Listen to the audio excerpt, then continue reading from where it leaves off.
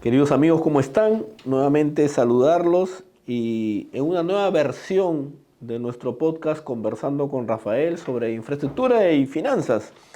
Esta vez tenemos un invitado de lujo porque generalmente siempre he incorporado, he entrevistado actores del ecosistema privado que participan en obra pública pero que están desde el lado punto de vista privado. Ahora tengo a bien tener acá en el set a un funcionario, a un profesional de primera con más de 20 años en el sector público y que ha sido actor importante. Yo le digo, tú eres uno de los padres de la nueva ley y reglamento. Se trata del doctor Mijail Vizcarra Llanos, a quien le doy la bienvenida. Gracias, Mijail, gracias por permitirnos conversar. Lo hemos hecho en otros espacios, pero te pedí por favor que vengas a visitarme. Muchas gracias. Gracias, Rafael, por la invitación, ¿no? Y con gusto puedes comentarles todos estos temas que el Estado quiere modificar, ¿no? Porque el Estado pues está también cambiando mucho. Sí, sí. ¿No? Quiere dejarse el Estado tradicional que todos conocemos. Mira, Mijail, tenemos el desafío de tocar algunos temas que pocos son los que conocen y que tú que has estado dentro del Estado nos puedas compartir, obviamente, ¿no? Yo diría, para ir de frente al grano, a la vena, coméntanos un breve resumen. ¿Cuáles fueron aquellas razones que motivaron este gran cambio de la nueva ley y reglamento? Gracias. Mira, la verdad fueron tres razones fundamentales, ¿no? Que se dividen en sus razones pequeñas, pero las tres fueron las siguientes. Primero, lo que sucedió que en el año 2018, por recomendación del Fondo Monetario Internacional, se decidió pues reformar la hacienda pública. Y en esa reforma lo que se buscaba es un mejor y eficiente uso de recursos públicos.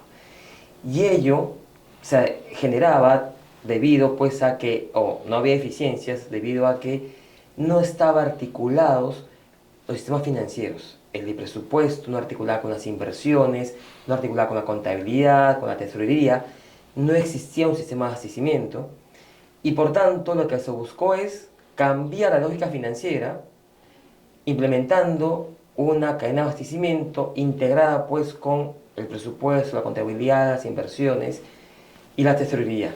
Y es por eso es que a partir de 2018 se transforma la hacienda pública y eso hace que se cree el Sistema Nacional de Abastecimiento. Ay, permíteme una interrupción.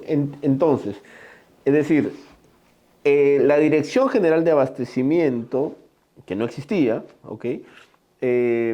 Fue una necesidad para poder compenetrar la gran necesidad de adquisiciones que tiene el Estado con las otras áreas financieras, contables, administrativas, para hablar en sencillo. Efectivamente, porque para poder ejecutar un presupuesto requieres comprar. Para poder ejecutar inversiones y cerrar brechas requieres contratar obras. Eso que contratas, que ejecutas, no va a tu contabilidad, ¿no? Porque es un activo que entra al Estado y para pagar esos contratos pasas por la tesorería. Entonces el abastecimiento como tal es pues un articulador entre el presupuesto, la inversión, la contabilidad, la tesorería, que son sistemas financieros que existían, sí, que tienen muchos años, pero que su bisagra no estaba, que era el abastecimiento. Ok, la gran necesidad nacional del Estado implica obviamente no solo un presupuesto, sino las características que debe tener cada producto o servicio que el Estado necesita abastecerse. ¿Okay? Okay.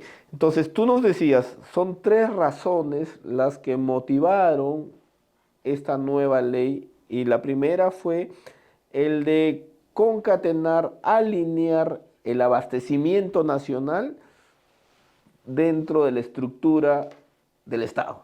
Sí. Okay. ¿Cuál fue la segunda razón de esta ley? Si me pides dale. Complementar la primera, porque la visión logística es no solo compras, es que se dé el servicio. Nos ha pasado en el Estado que contratamos a buenos productos, buenos servicios a buenos precios, pero se quedan en la mitad de camino. tenemos almacenes, en algunos casos, llenos de productos pues, que están por vencerse, que no se distribuyen físicamente. Y la buena compra es ineficiente, porque si no entrego el producto al ciudadano en el momento establecido, entonces el gasto público no tiene sentido. Entonces, esta visión logística es la que busca el sistema de abastecimiento. Es que se compre bien, pero que llegue quien debe llegar. Como fue con la vacunación. Gastamos en contratar recursos, pero si nos hubiera faltado la jeringa, no vacunamos. Entonces son Correcto. varias contrataciones vinculadas, pero que llegan al objetivo. Ese es el primer gran elemento, ¿no? La visión logística es dar servicios, que un poco distaba de la compra pública, que es comprar bien, con competencia, a buenos precios. Pero si el contrato se queda ahí, en un buen producto, y se queda en el almacén, entonces el gasto público no se da, ¿no? Interesante, Mijail, porque es manejar conceptos de eficiencia en la compra, pero también en la logística. Exacto. Ya, ok, voy entendiendo. Cuéntanos el segundo argumento. El segundo tiene que ver con ya una decisión país. No, desde la década pasada, más o menos 2013-14, el Perú empezó pues a mirar la OECD como un horizonte a donde llegar, ¿no? A ser parte de la OECD. Y a partir de esas fechas, de manera directa empezó a implementar sus buenas prácticas en las regulaciones de compras públicas, financieras, tributarias, entre otros. No, tan es así que en el año 2015 un equipo de la OCDE vino al Perú, ¿no? Profesionales de Francia, Reino Unido, Estados Unidos, Corea del Sur, Nueva Zelanda, Finlandia, para revisar el régimen de compra pública peruano. Ujú. Y en el 2017 publicaron, ¿no?, una serie de recomendaciones, diciendo pues lo bueno, lo malo y lo feo de la compra pública peruana. Y un poco el reto era de esta regulación nueva, con una visión ya logística, financiera, es implementar esas recomendaciones. No porque queríamos entrar a la OECD como etapa. Ahí permíteme una pausa. A ver, se habla mucho de la OSD, ¿ok?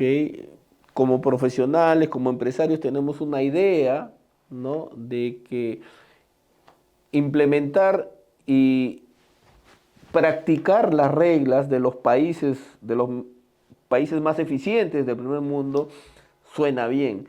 Pero en concreto, Mijail, tú que has estado del lado del sector público, ¿qué beneficios macro trae a un país acceder al OECD?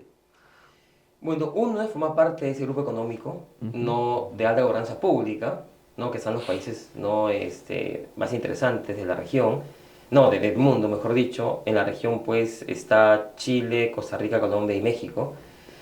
Y ese grupo económico pues hace estudios, análisis, ¿no? Y acceder a ellos implica pues acceder también a sus análisis, a sus estudios, que vengan y nos den diagnósticos, y que eso pues tampoco al Estado le cueste mucho, porque como que forma parte del OECD y esos trabajos tienen pues de repente, son más accesibles hacia nosotros. Ok, Cuando está fuera del OECD es más difícil llegar pues a esa información. ahora, también por sentido común comparten mejores prácticas, no es solo gobernanza pública, es un Sí, conjunto de recomendaciones en distintos espacios y ecosistemas de una nación, me imagino, ¿no? sí, sí. ¿No? O sea, manejo de la economía, manejo de la... Comercio, tributos, Ok. ¿no? o- Temas también, por ejemplo, de competencia en general, ¿no? Infraestructura, inversión privada, entra inversión privada también, ¿no?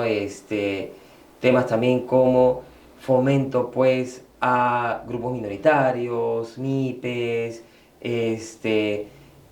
actividades regionales, productivas, ambientales. En verdad Ok, es un y ecosistema entonces, interesante, ¿no? alineando con la segunda razón, porque tú dijiste, oye, la segunda motivación de cambiar la ley de contratación fue seguir plegándonos a estas reglas de la OSD. Sí, ¿Ok? Listo. Y eso significaba cambiar algunas reglas de la compra pública. sí, sí, Ya, sí. ok, ok. O más que cambiarlas, mejorarlas. Porque la compra pública históricamente su principio pues son competencia, transparencia, integridad, ¿no? Eso se mantiene, ¿no? Mejorarlas con una visión pues de, por ejemplo, de ecosistemas, medio ambiente, de gobierno electrónico, de implementar el valor por dinero, es decir, que el precio no sea pues el elemento principal, sino que sea la calidad técnica. Varios aspectos pues que la OCDE requiere, y un tema importantísimo que es más para el sector público, pero que se da, que es un pilar que la OCDE nos ha pedido, es miremos al comprador público. El comprador público peruano tiene que ser profesionalizado. No, en la logística pública pues hay mucha rotación, las personas aprenden sobre la marcha. Sabemos pues que no hay una carrera de comprador público. Entonces lo que busca la OCDE es que la DGA y Servir, sobre todo, ambos, ¿no? Hagan trabajos conjuntos que permitan que se dé un buen actor en compra pública. Porque ese comprador público va a lograr pues esas eficiencias, va a lograr que los servicios se den a la ciudadanía, va a buscar buenos productos a precios de mercado, pero hay que darles pues, no capacitación, sino profesionalizarlos, hacerlos... Hay que empoderarlo.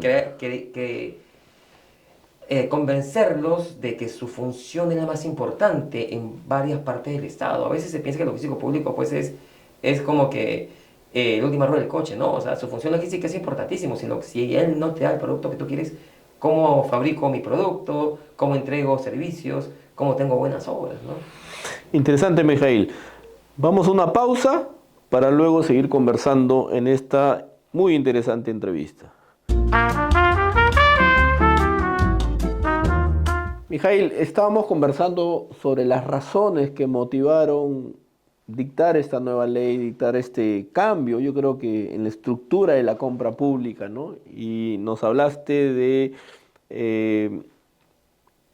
mejorar la compra pública, hacer eficiente la gestión de adquisición y logística, nos hablaste de implementar las reglas de la OCDE. ¿Cuál es la tercera razón por la cual motivó esta nueva ley?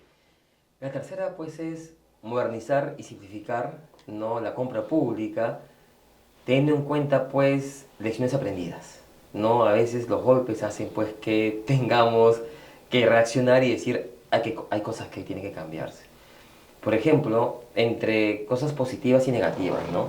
Digamos que entre las cosas positivas fue el éxito de los panamericanos, los que hizo que el Estado descubriera una nueva serie de elementos para gestionar mejor las obras públicas.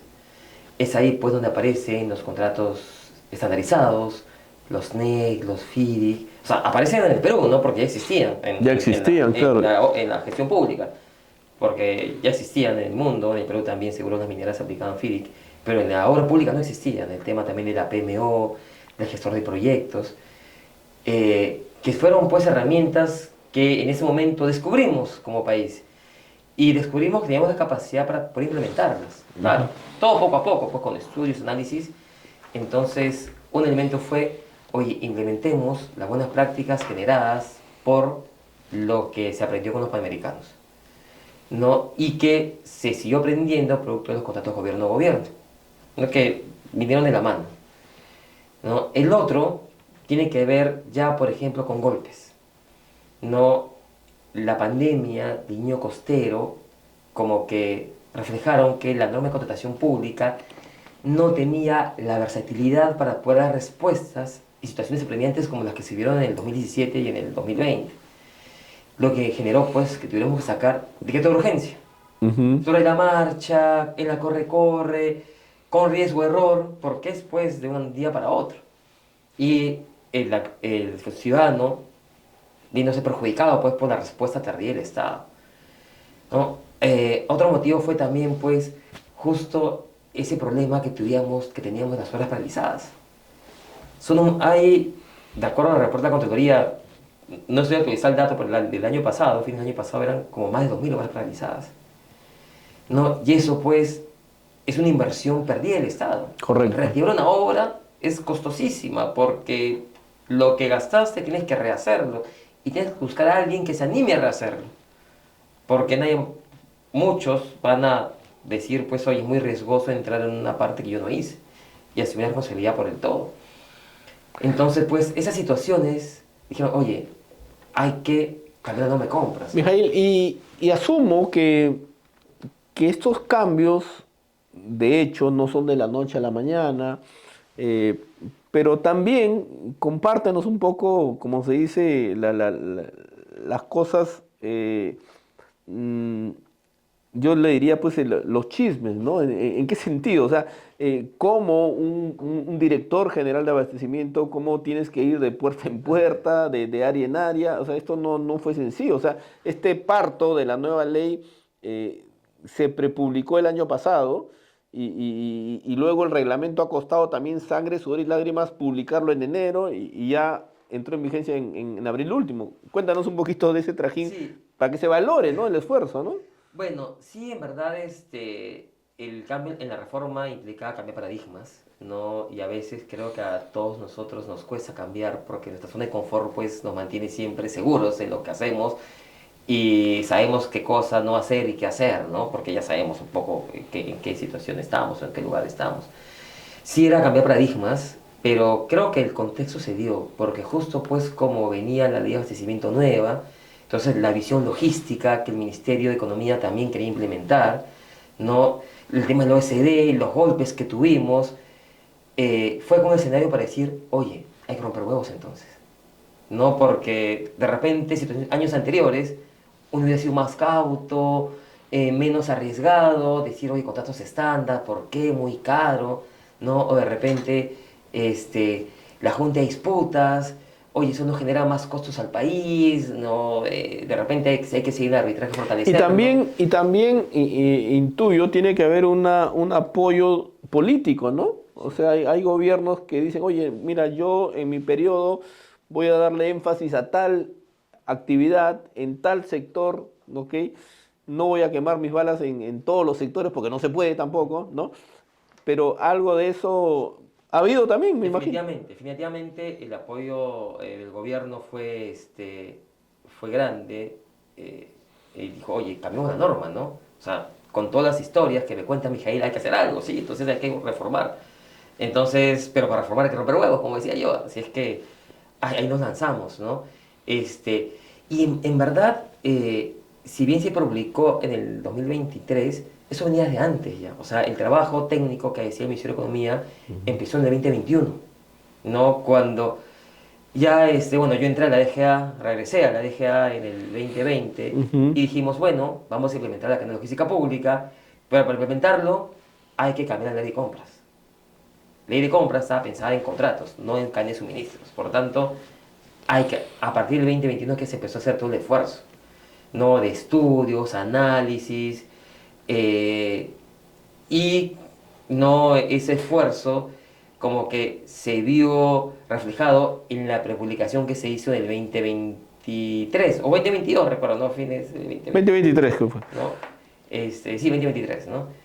En 2023 se prepublicó Ahora, y de ahí pues hubo el tema de las mejoras, los debates. ¿el liderazgo en esta norma siempre lo asume el MEF o es que se crean, qué sé yo, pues un comité de determinadas áreas, ministerios? No, lo crea el MEF. El MEF porque es el ente rector, en ese caso, en materia de abastecimiento. Como parte de su rectoría, es el que lidera esta reforma. Y Ok. fue el que propuso, la dirección donde yo estaba fue la que propusimos la norma, la prepublicamos y demás, ¿no? Claro, que igual como toda regulación, perfectible, con muchas cosas que mejorar, pero creo que lo importante es que se han puesto los puntos importantes para que la mejora que se dé sea sobre la base de esos nuevos puntos, ¿no? Como por ejemplo el pago por dinero, por ejemplo... Vamos a llegar a eso, Miguel. Ahora dime, si tuviésemos que definir en un eslogan, ¿ya? Fíjate, voy a ser bien desafiante. Un eslogan, o sea, tuvieses que describir en un eslogan la nueva ley, ¿qué dirías?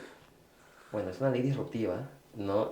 Como eslogan no sabría decirte, no es Ok, ya dale, dale, me gusta, tal, puedes decirlo pero, como característica, o ¿no? sea, es una ley disruptiva, ¿no? Que lo que ha querido es dejar atrás los traumas del pasado.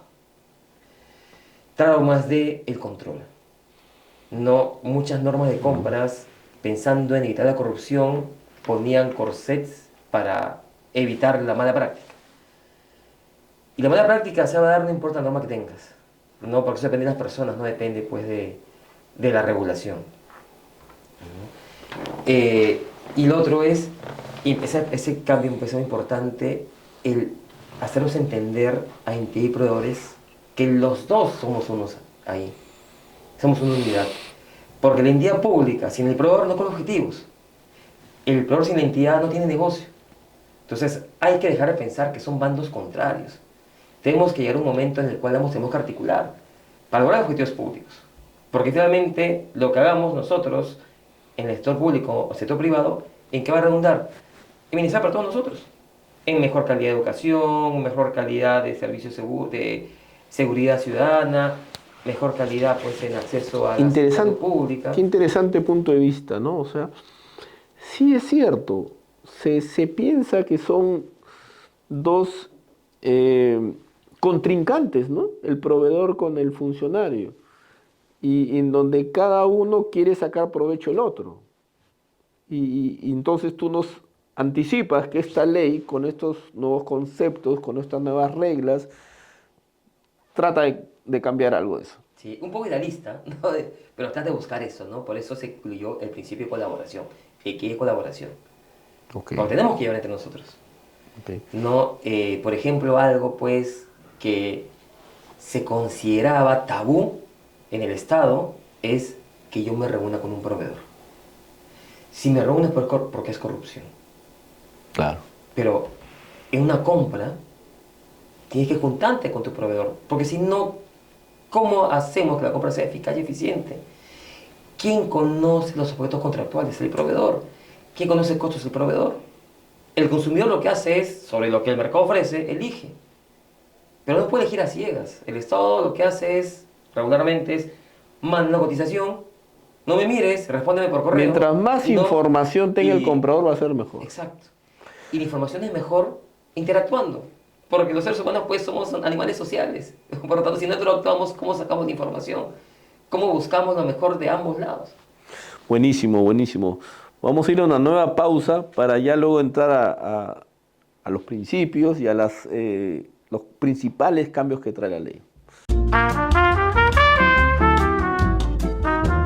Mijail, para entrar ya de frente a la propia ley y reglamento, coméntanos un poco sobre los principios que esta vez han motivado esta nueva ley. No todo, no ha sido un cambio al 100%, algunos ya estaban recogidos en la anterior ley, pero ¿qué cambios importantes hay ahí? Y luego entramos a los temas, a los 4 temas principales que creo que la ley tiene, pero primero vayamos por los principios. Claro, en el caso de los principios, en la compra pública, estos son universales, ¿no? Integridad, transparencia, competencia. Lo que sí la norma no ha introducido son unos principios que creo que interesantes, que están buscando pues ese cambio de división. El primero, como comentaba hace un momento, fue el valor por dinero. Dejar de pensar que lo más barato es lo que el Estado tiene que comprar. El valor por dinero no es comprar lo más caro tampoco. Es que analicemos todo el ciclo de tu contratación y sobre eso determine la mejor alternativa al costo que corresponda. O sea, no pensar pues en que porque el foco cuesta 10 soles, no lo voy a comprar versus un foco que cuesta 15. Siendo que el de 15 soles tiene una vida útil de 3 años más que el de 10 soles. Por tanto, en 3 años ya se pagó el de 15 soles de manera abismal. Entonces, pero no solamente es eso, es pensar todo, no es desde la necesidad hasta cómo me voy a hacer del bien. No, y sin tener en cuenta que el precio es el único elemento. En algunos casos sí el precio va a ser relevante, pero la lógica es romper el esquema al actor público que el precio es lo que manda. Otra importante es la colaboración que hablábamos también. Es lograr ese acercamiento público-privado para poder lograr objetivos que a la larga nos benefician a la ciudadanía. Hay uno que es un poco más gracioso, pero que ayuda a un mediano plazo, que es el tema de la innovación. Algo que la compra pública quiere fomentar es la posibilidad del Estado de innovar. Siempre en el Estado hemos contratado soluciones definitivas, es decir, siempre hemos contratado lo que existe. Pero si tengo un problema y no sé cómo solucionarlo, no veía contratándolo cómo solucionarlo. Entonces, la compra pública de innovación lo que te permite, por ejemplo, es comprar prototipos. Prototipos de cosas que no existen, pero no para que sean producción masiva, sino para que vayas estudiando, analizando, y de repente, mañana más tarde, hagas una compra masiva.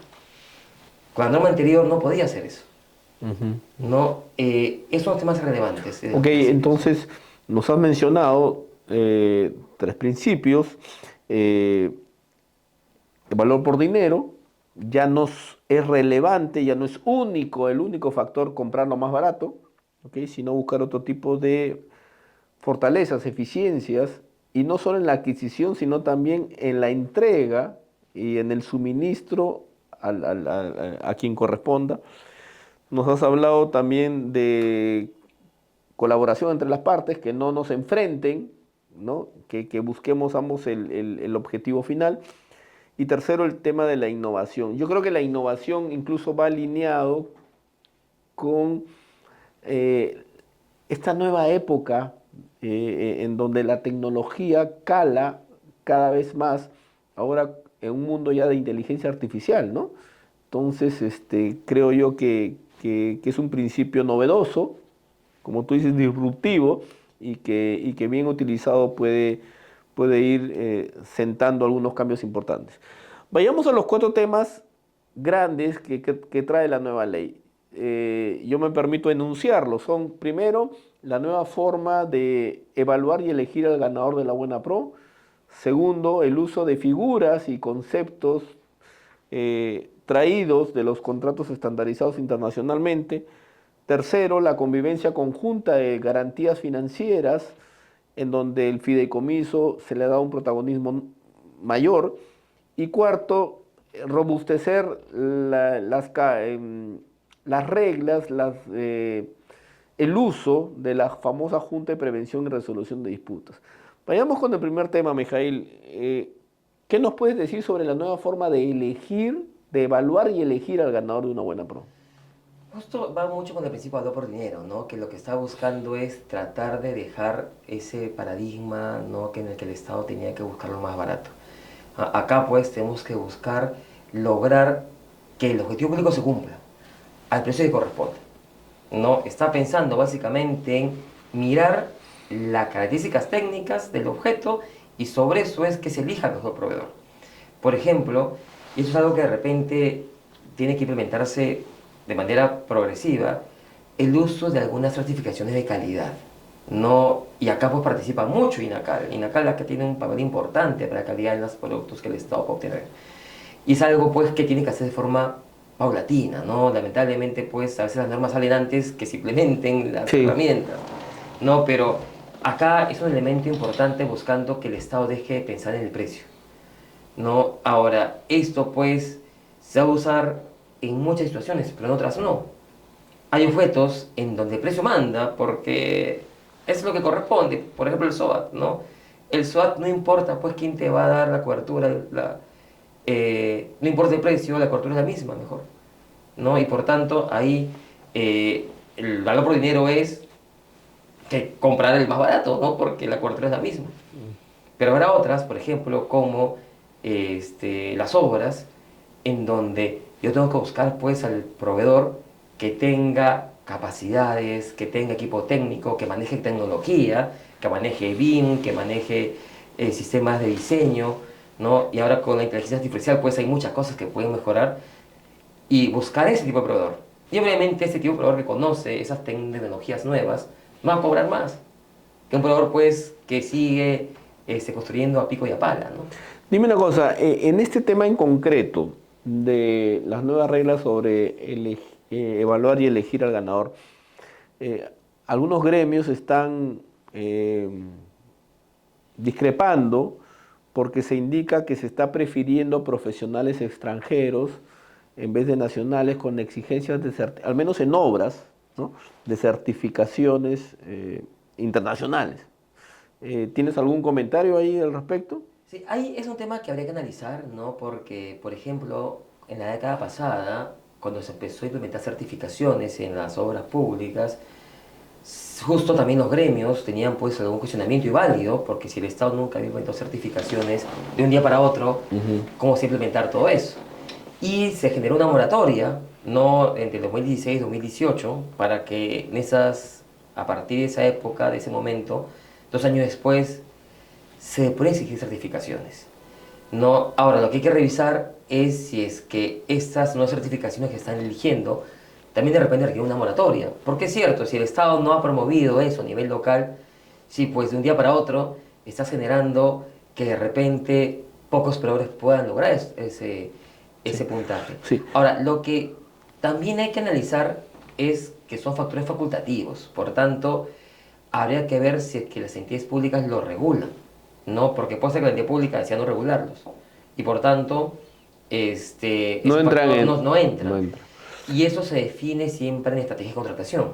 Porque si yo voy a ver que voy a buscar factores de certificación, por ejemplo, y mi mercado no responde, mi procedimiento se declara desierto. Correcto. Entonces, acá pues es un análisis que hay que hacer por ambos lados, ¿no? Ahora, seguimos en el mismo tema de la nueva forma de evaluar y de elegir al ganador de una buena pro. También comienzo a escuchar de que se alude una mayor discrecionalidad al funcionario para evaluar y otorgar puntajes. ¿Qué te parece eso?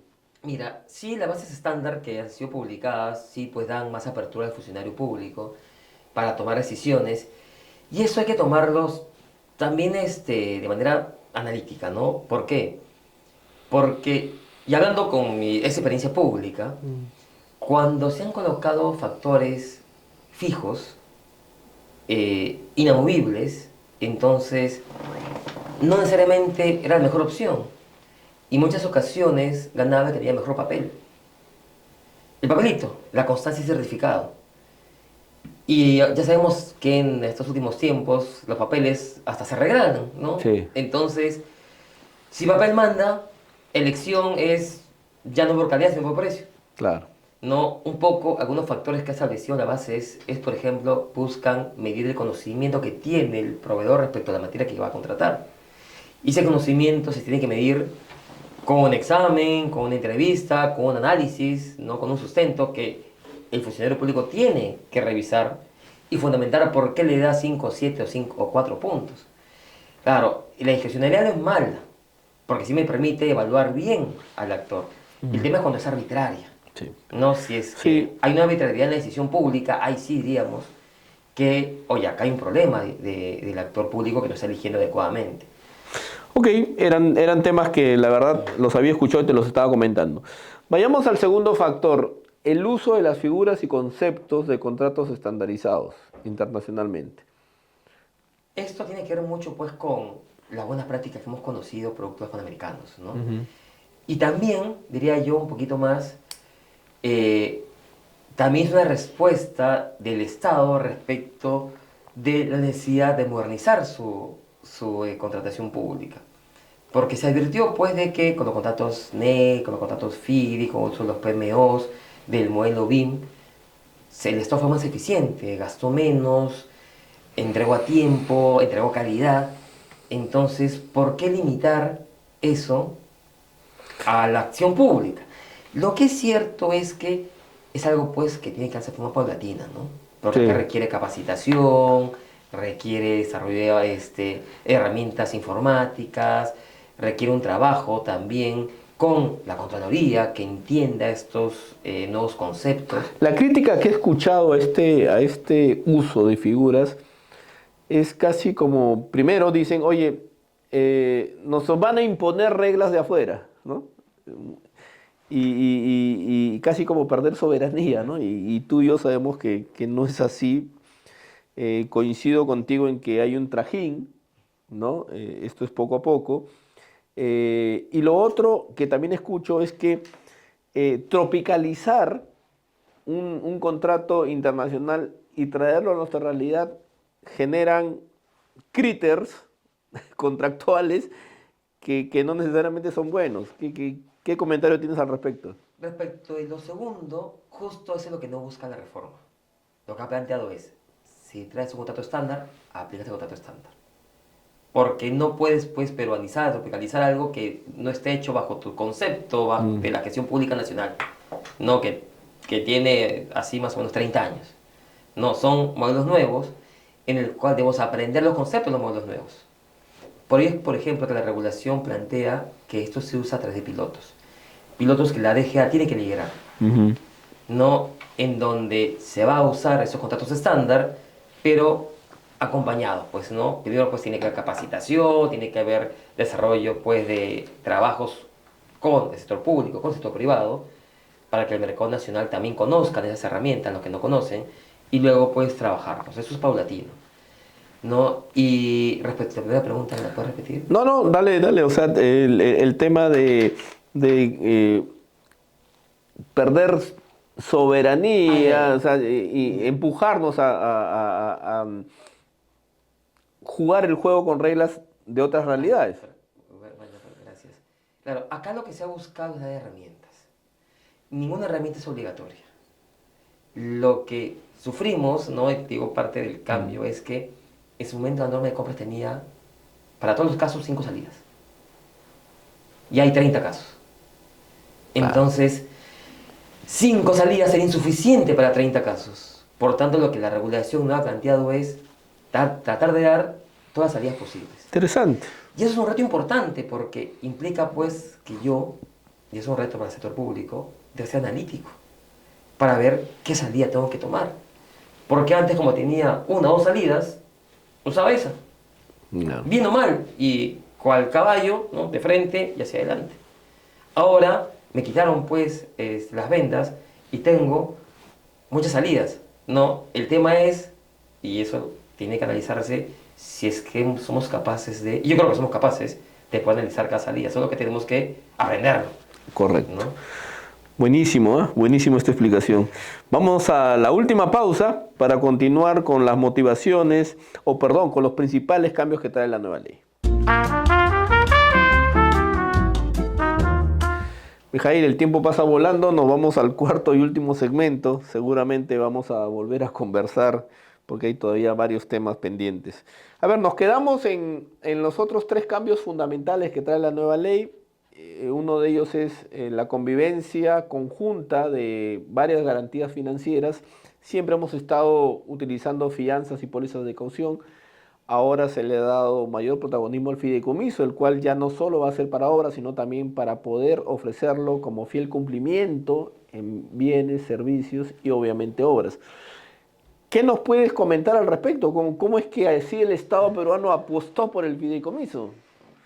Nuevamente tiene que ver con dar herramientas, no lo que en los últimos años el Estado advertimos, lo sentimos como sector público, fue de que necesitábamos garantías, no garantías que permiten pues al Estado no asegurarse que el contratista entregue el producto con la calidad requerida y el tiempo esperado.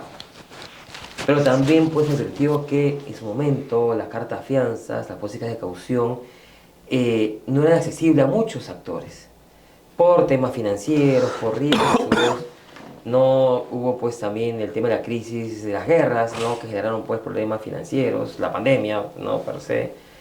Entonces, lo que se buscó fue alternativas, porque al no contar con cartas fianza ni pólizas de caución, los contratos se quedaban desiertos. Y finalmente los objetivos públicos no se cumplían. Entonces, la nueva regulación lo que planteó es, bueno, demos un show de alternativas que permita pues a la entidad pública tener contratos garantizados. No Y por que, y eso. que está alineado, perdóname que te interrumpa, a lo que señalaba. No solo se trata de comprar bien, sino de hacer que el servicio y el bien llegue al beneficiario y eso implica la ejecución contractual. ¿Y de qué vale dar una buena pro si no podía firmar los contratos o entregar los adelantos? Efectivamente, ¿no? Era eso, ¿no? El motivo fundamental fue, estamos bloqueándonos, ¿no? Por temas exógenos al Estado, porque eso es exógeno al Estado, por tanto hay que dar herramientas. Y una herramienta interesante fue el fideicomiso, ¿no? El fideicomiso de adelantos Que ya se había en el incorporado 2019, tibiamente en el reglamento sí, anterior, ¿no? Como facultativo de la entidad, exacto. solo para obras, y que ya se había empezado también a usar, ¿no? Sí.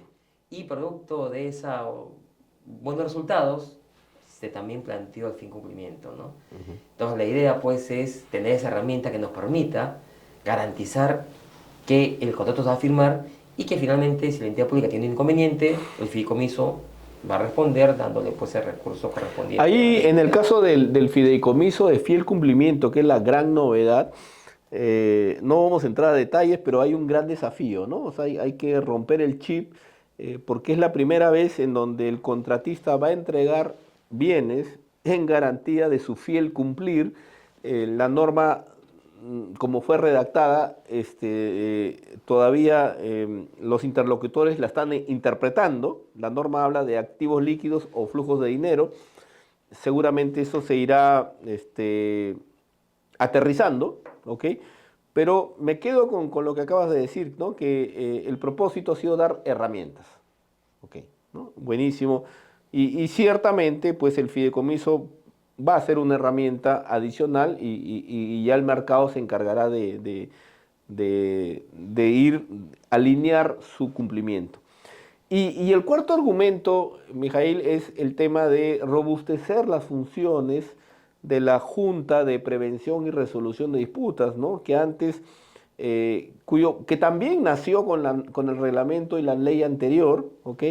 Pero que no tuvo mucho auge en estos 6 años de vigencia de esa ley y de ese reglamento, y que ahora sí el Estado, corrígeme, sí quiere zanjar el tema de la conflictividad, sí quiere zanjar el tema de pleitos y de aguardar solo en el arbitraje un mecanismo de solución de controversia y más bien quiere que las decisiones, porque los contratos siempre tienen problemas, se vayan solucionando. Cuéntanos un poco.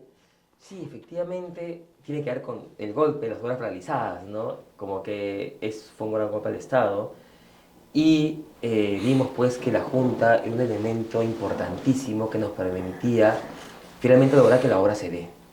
Conflicto va a haber, como has comentado, siempre va a haber, los contratos son imperfectos porque son hechos por nosotros, que somos imperfectos, ¿no? Pero la idea de la Junta pues es que de forma colaborativa ayude, ¿no?, a que esos conflictos se eliminen o se prevengan. Justo la palabrita nueva es prevención. O sea, el Estado ha confiado bastante en el adjudicador por la parte preventiva. No queremos evitar conflictos, porque finalmente ¿qué queremos? Que la obra esté. No nos cuesta más tener obras paradas, nos cuesta más económicamente como ciudadanos y como sociedad.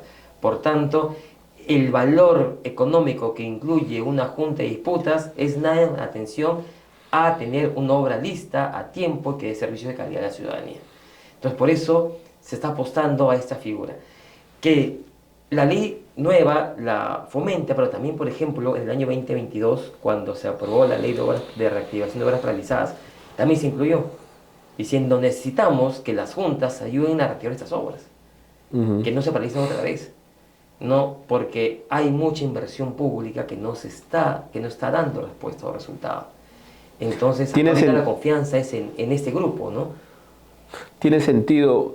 Mira, si tú no lo dices, pues lo has graficado claramente. O sea, el tema del golpe, ¿no? El golpe nos enseñó de que el arbitraje, que es un también idóneo mecanismo de solución de controversias, pero no es suficiente. Y más bien hay que tener un mecanismo que camine desde el día uno con el contrato para atender consultas, decisiones y también pueda prevenir. Buenísimo, Mijail. Ahora,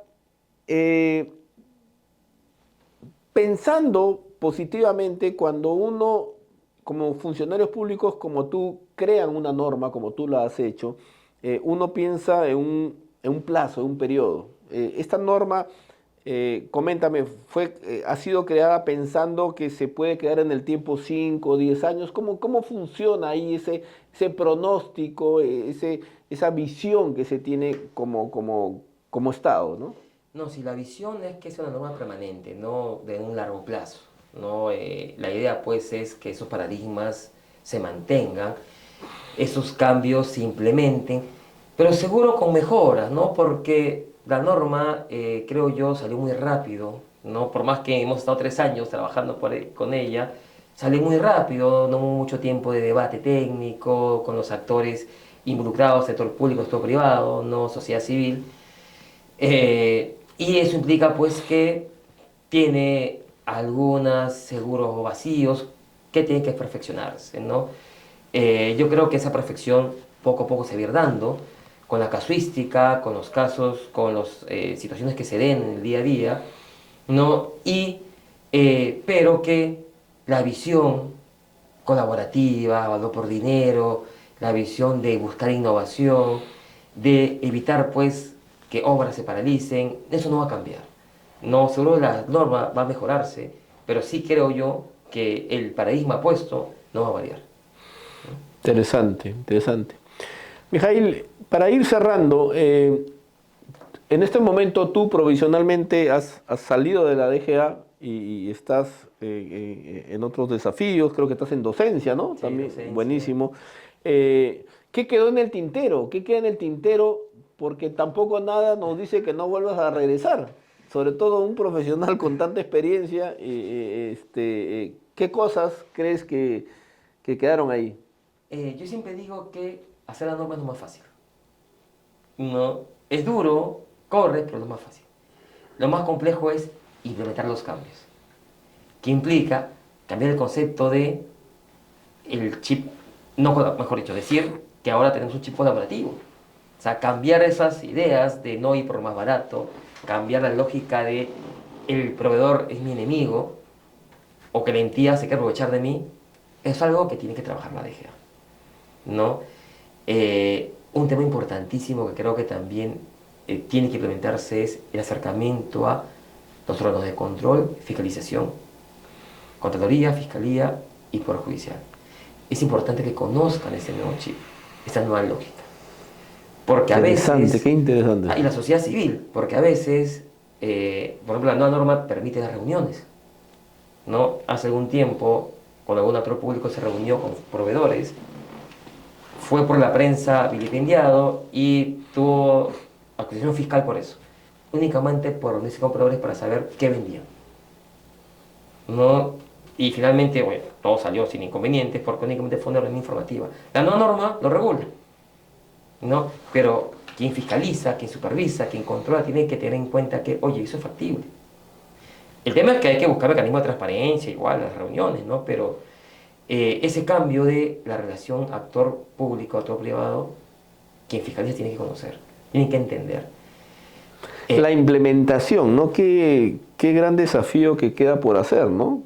sí, Y eso es multicanal, ¿no? sí, claro. No, por ejemplo, hablando de solamente sector economía, el trabajo que tiene que hacer la DGA en la parte rectora, el OS, ¿no?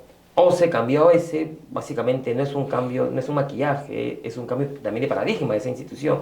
Lo que busca es que acompañe, no una entidad persecutora, sino una entidad que acompañe y que permite a las entidades públicas comprar eficientemente, que ayude a comprar eficientemente. Y pero compras que da herramientas. La nueva norma le da nuevas funciones a estas entidades públicas que tienen que implementarlas para que la compra pues sea más efectiva y eficiente. Entonces el trabajo de implementación es duro, ¿no? Y a veces pues también tengo pocos recursos, ¿no? Correcto. Es difícil un poco esa tarea, pero es un reto que tiene que darse, ¿no? Articulación con los sectores, con los gremios, creo que es importante también articulación público-privada, transparente en esas técnicas, que permitan pues relevar las cosas que hemos conversado. Hoy acá las certificaciones no ayudan, ¿no? Y entender siempre que hay que buscar un punto medio. Lo difícil de regular, sobre todo en contratación pública, es que tienes que buscar que ambos clientes no tengan los incentivos adecuados para poder contratar. Ambos clientes digo, la entidad y el proveedor. Ujú. Porque siempre hay una queja de la entidad, esta no nos favorece al proveedor. El proveedor, esta no nos favorece a la entidad. Cuando en verdad lo que se busca es un punto medio. No, a veces te tiene un poco para uno, a veces tiene un poco para otro, dependiendo pues de qué figura estamos, ¿no? Y que se vea, eh, digamos, el negocio de la compra pública o el acto de la compra pública como un acto sano en donde cada quien va a ganar lo que le corresponde, ¿no? Sí, Porque es un error pensar que el privado lucra con el Estado cuando está bien que gane lo que esperaba, ¿no? Y que el Estado reciba el bien, servicio u obra que también pensaba, ¿no? Buenísimo. Mijail, la verdad que ha estado muy buena la conversa. Varias cosas que no sabía nos has podido compartir. Van a ver de este y otros temas más porque tú conoces al Estado por dentro, para seguir conversando. Te agradezco enormemente tu participación en este podcast. Y más bien coméntanos dónde te pueden ubicar, tu correo, porque me imagino, hay entidades que también quisieran tenerte y pudieran tener la suerte como la he tenido yo de poder compartir contigo. Sí, bueno, en verdad, gracias Rafael por la invitación. Solo para terminar, la compra pública es un ganar-ganar. Ambos ganamos. O sea, lucrar está bien porque estamos en economía social de mercado, así es que ganar es bueno. Cumplir objetivos es bueno también para el Estado. Entonces, la idea es que confluyamos ambos, ¿no? De una manera colaborativa. Y bueno, mi correo es el de la docencia, el lvizcarra@pucp.edu.p, ¿no? Ahí me pueden ubicar. Buenísimo. ¿No? Yo creo que hay mucha gente ávida de poder también escuchar todos tus conocimientos y la experiencia que tienes de larga data en el sector público. Muchas gracias, Mijail, y hasta otra oportunidad. Y a nuestros amigos les decimos que por favor no dejen de dar clic en nuestro link del canal de YouTube y nos visiten también en nuestras redes sociales donde van a ver las píldoras de esta muy interesante conversación. Hasta luego.